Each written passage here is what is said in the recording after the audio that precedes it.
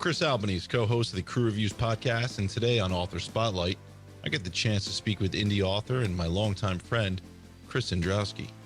Chris has a filmmaking background, but about 6 years ago, heard the calling to write a novel. To date, he's written 3 fantasy novels, with another to be released in the middle of 2022. I think you're going to like getting to know Chris, and hopefully, you'll pick up a book or two. All right, so we have Chris Sendrowski, author of 3 books right now. We have The Dregs of the Culver Waste. We have Requiem of the Bastards. We have Halidin's Fire, and there's another book coming up. But Chris, why don't we start off by you telling everybody a little bit about yourself? Tell me about yourself and what inspired you to become a writer. All right. Well, hey, first, thanks for having me on, Chris. And actually, it's kind of funny because I started out when growing up, I was addicted to choose your own adventure books. Oh yeah, me too. Yeah. Remember that? So yeah. I Flip went through the pages. Oh yeah, and it really introduced me to reading and fantasy and just escapism. And I remember being addicted to it. And that was just as a kid, that was like the seed kind of germinating in the ground. Right. And for years, I read a lot. And then as I got older, though, I started kind of moving more towards cinema as far as what kind of inspired me and creativity. So in a sense, I went off to film school for 4 years. So I'm kind of what's the word I'm looking for? I kind of cheated on literature for a while with, literature became my mistress and cinema became my main thing. But, being in film school for 4 years, kind of seeing what really you're going to have to go through to get something made. Yeah, it turned me off. Yeah, it just turned me off and too many limitations. So I started sitting down and I started writing prose, and I hated writing screenplays too. That was a big thing. Hated writing screenplays. It was too pared down, and I always just. Oh, it's very structured. It's very structured. Yeah, there's a formula to it. Exactly. It's very technical writing, almost like you're writing instructions for somebody else to make it better. Right. And I got tired of all the limitations. After I made my thesis film, it cost a lot of money. And, it was a great experience. I was happy in the end, but I was like, I can't do that again. So I started really getting into reading and writing again. And I was just really, my first book actually ended up being a horror novel. And that's cool. I really enjoyed writing it, never let a soul look at it. But it was like, I'm like, this is the direction I want to go in. So starting in like early 2000, I really started getting serious about writing again. And I basically was like teaching myself because I had a lot to learn when it came to just everything, Yep. And after I'd say about like 16 years, I finally had something that was what I felt comfortable enough letting other people read. And I just fell in love with being able to create any kind of world I wanted, go anywhere I want, no budgets, no constraints. And I think with me, though, the battle I'm always fighting is trying to make my books read like a movie in your head. And there's just not a lot of authors that are good at doing that. And those are the best books. Yeah. Like Stephen King used to be really good at doing that. And that always really inspired me. I'd read those, the Dark Tower books. Dark Tower. Yeah. I got them up there. Yeah. And one in particular, what was it? Wizard in Glass. No, the one with Blaine the Mono. I forgot what that was called. Anyway, my point being, there were a lot of scenes in that where I was really seeing how good a writer he was and how influenced by cinema, which he is. And I was like, that's kind of me, but I want to make my books very accessible. And I don't want people to have to keep flipping back and forth to a dictionary. And, I basically said, I want to write what I wish other authors would kind of write stylistically, maybe leaving out the 10-page description of the prairie and all the fauna on it. Yeah. It was just don't write the boring stuff. Don't write the boring stuff, Chris. I wanted to, and I didn't want to like sacrifice, but basically what I'm trying to say is my style came out as being very much like, I want to make the reading experience as comfortable for the reader as possible and really take them on like a roller coaster ride. Well, what genre would you say this is though? It's not strictly fantasy. It's not. No. It's got elements of horror in it though, because your world building ability, I think, is utterly amazing. So what would you classify this as? That's been tough. And now I'm at the point where I can say it's fantasy with elements of little touches of science fiction and little touches of, I hate saying steampunk, but not really. But Hmm. it's not your traditional fantasy with dragons. Nope. It's more of it's fantasy with elements of what's her name? She writes with dragons that are they have like robotic parts and stuff. I'm trying to remember the name. Oh, I don't know. I look like an idiot now, but yeah, I would say definitely fantasy mixed with a touch of horror and sci-fi kind of blended together. But that's always made it a tricky sell. Like if you look at that old cover that you have on Dregs, I had somebody once tell me, Oh yeah, this one. yeah, a guy wrote to me, why would a sniper in a post-apocalyptic world be standing on a hill like that where he could get shot by anyone? And I was like, a sniper, like that looks more fantasy or Mad Maxian than anything else I could think of. But I don't see sniper there, but okay, no, it's a ghillie suit he's wearing. But I think I finally come to terms with, yeah, my book, I write mixed genre in the sense, but it's always fantasy is always king. I'm addicted to fantasy. I'm an escapist, and my worlds blend the medieval traditional fantasy with that, with little touches of technology. You know, what genre would you say you read? Is it fantasy, or do you also skip around sci-fi maybe? I skip around a lot lately. I've been reading a little too much fantasy, and I haven't really found anything I like. But I do read a lot of science fiction. I'll read, contemporary if it piques my interest, but I tend to lean more towards being an escapist. Right. So I tend to stick more to genre fiction like fantasy, sci-fi, and every now and then I'll throw in elements of other people just to experiment. But really, whatever blows my hair back. You know, like I've been reading. What's the author's name? He wrote Sea of Rust. I don't know that one.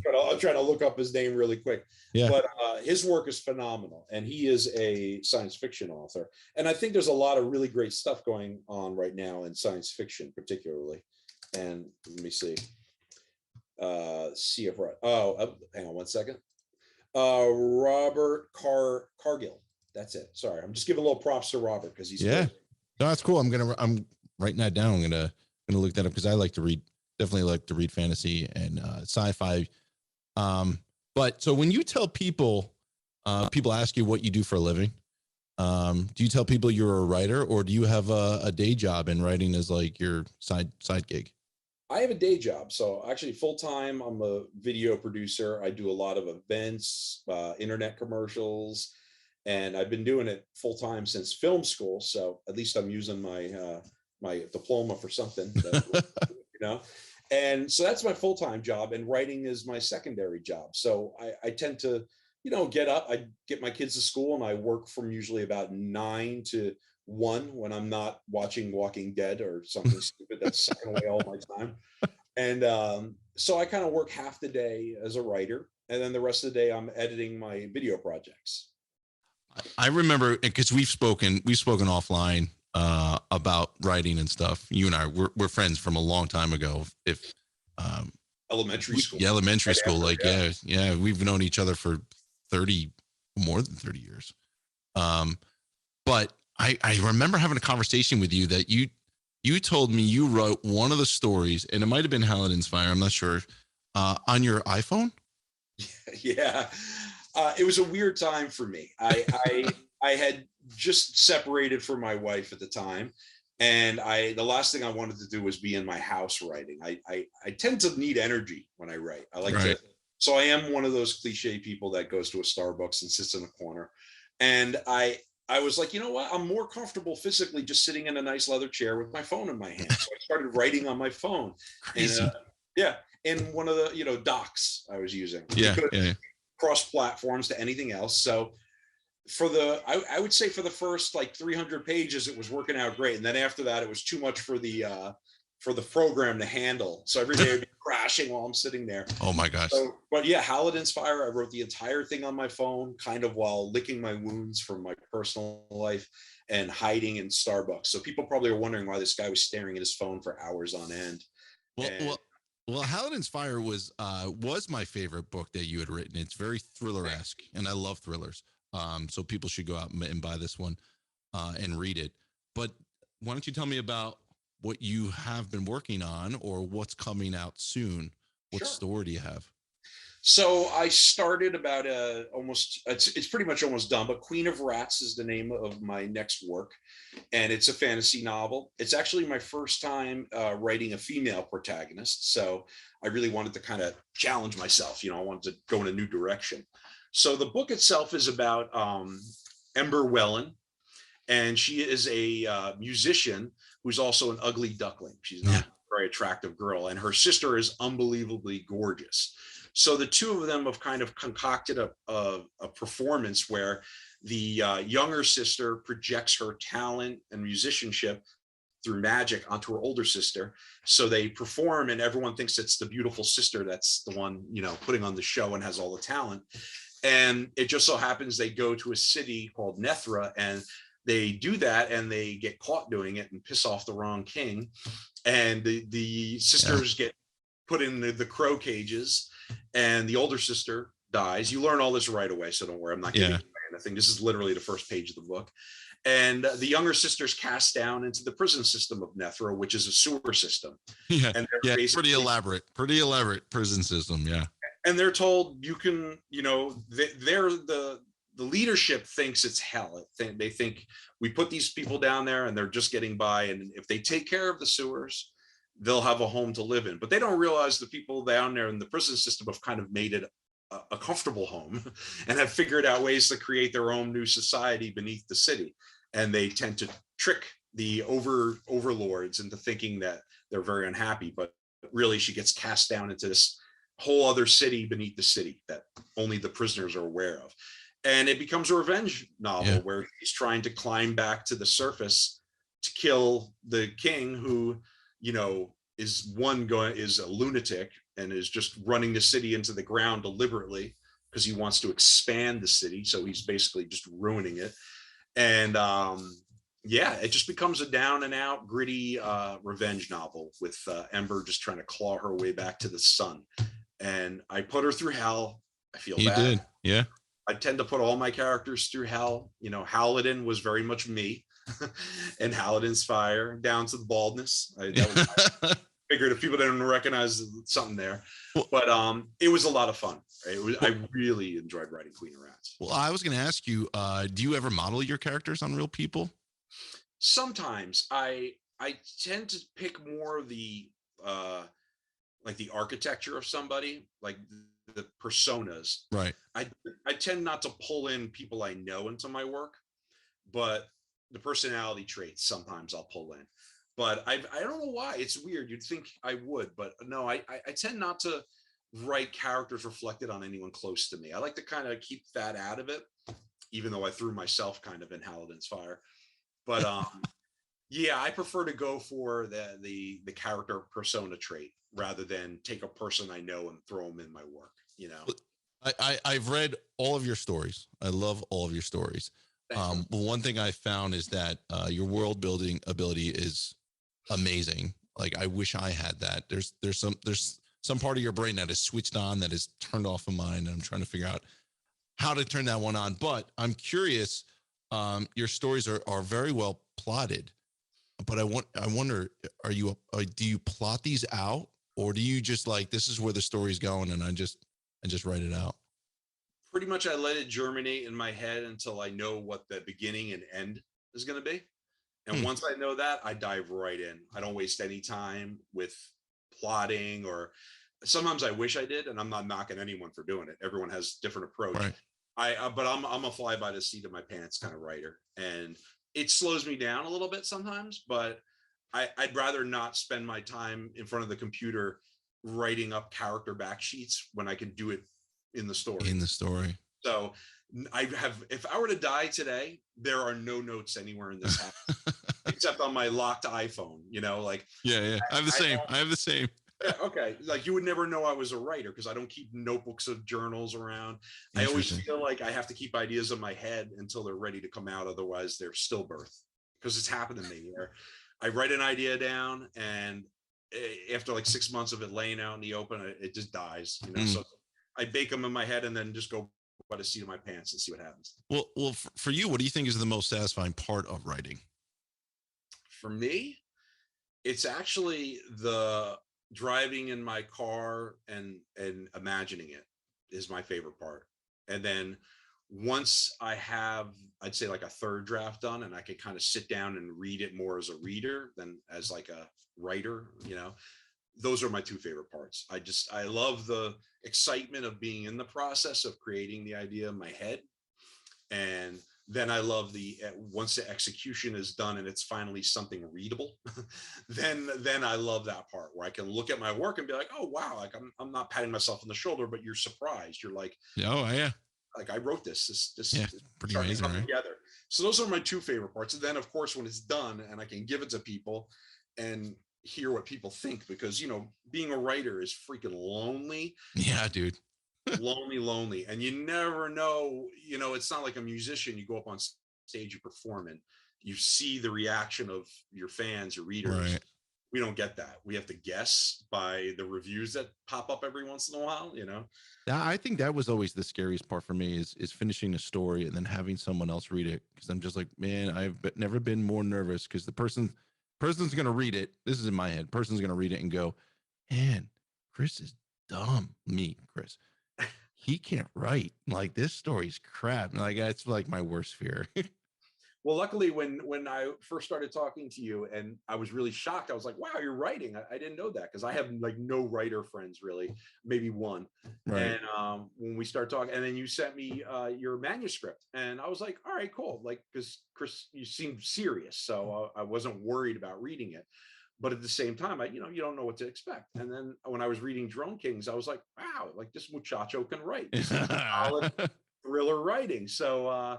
I was real happy with it. And what's my point? Where am I going with this? Well, But yeah. You were saying how nervous you were yeah, nervous. Yeah. reading it. But yeah, I remember when sometimes I'm nervous reading other people's work, because if I don't like it, Yeah. What are you telling? but luckily, when I read your work, I really enjoyed it. And I usually don't read too many thrillers. So Well, I I, appreciate that. yeah, I remember I burned through it. And But this isn't about me. This is about you. Let's talk about you. Sure.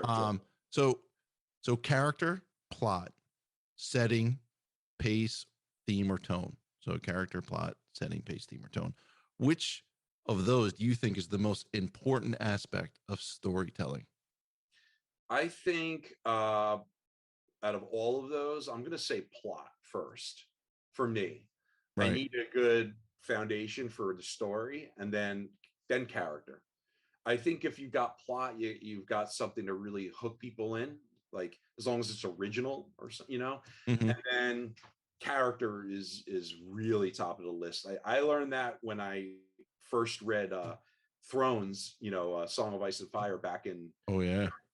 Timmy, our friend, Yeah. Tim turned me Keenan. on to Yeah. it. Yeah, he turned me on to it, and I was reading. I was like, "Wow, these are really great characters," and I loved how almost each chapter was dedicated to its own character, and that was when I realized the real power of diverse characters. And if you really nail it, you really get that personality down, it like writes itself. So plot and character to me are really top of the list. They've got to be. I have found in reading your stories that if you take away the dialogue tags, and this doesn't happen in every book I've read, but yours they do, where you take away the dialogue tags, you could tell I know what character is speaking. Like, I don't Yeah, that need to makes me know feel that. relieved. Yeah. No, I you wouldn't do a really worry good job of that. You do a fantastic job of that. But so no matter the level of an author's success, at one point or another, they all feel this imposter syndrome. And I've spoken to New York Times bestsellers. I've spoken to indie authors. At some point, every author feels that way. One, have you ever felt like an imposter, have that imposter syndrome? And two, why do you think that is? Why do you think authors feel that, even if they've had, immense success?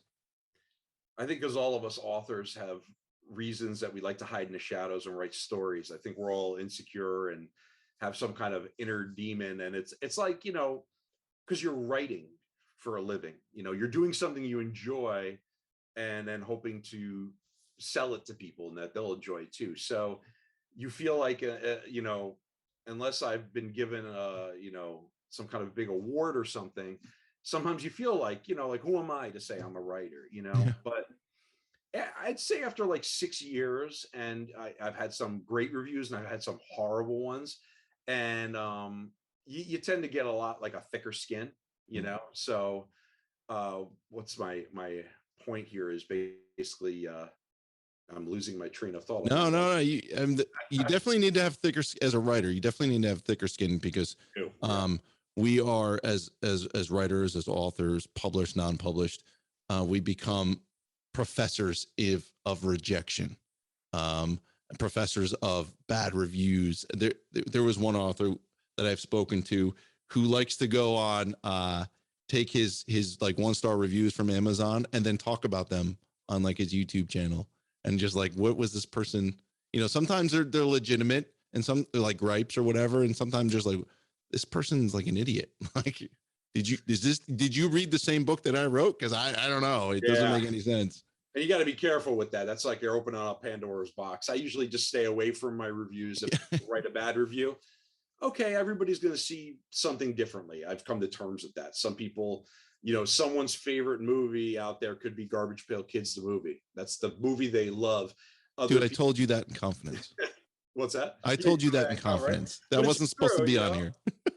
Everybody has different taste. And for me, the imposter syndrome tends to kick in more of just like when you're working at home and the guilt of like, wow, I'm sitting here on my couch in my underwear writing. And there's some guy on a train going into Manhattan at this horrible commute, and you feel a little guilty. You feel almost like, well, what am I doing? Like I'm not outside digging or something, You don't need to do that to make a living, but you are through and through a storyteller. You're also my friend. You have a book coming out soon, sometime, I think 2022, maybe towards the end. About 4 months. 4 months. The Queens of Rat. The Queen of Rats. Queen of Rats. So I've read it. I loved it. It's fantastic. I can't wait for other people to read it as well. But how can people find you? You got a web address? You on social media? What put it out there? All over the place. If you go to chrissendrowski.com, and it's my last name is a mouthful, but it's there you go. So just go chrissendrowski.com, take you right to my webpage, and you can actually get a free copy of Dregs right on the site. You just sign up my subscriber. Yep. And I'm not one of those people who's going to spam you constantly. I only send out my newsletter like once every couple months because I'm not pumping out a book a week. So I don't like to bug anyone. But you just go to my website and you can see all my work. Everything is through there, Instagram and Facebook. I'm all over that stuff. Awesome. Chris, thanks for coming on. Thanks for talking to me. Spend some time. Yeah, dude. Love it. I love these stories. I want people to go out and buy them and read them. Leave some reviews for you as well. Awesome. Till the next time, brother. Appreciate it, Chris. Thanks a lot, man. All right. Talk to you soon. All right. Enjoy, guys.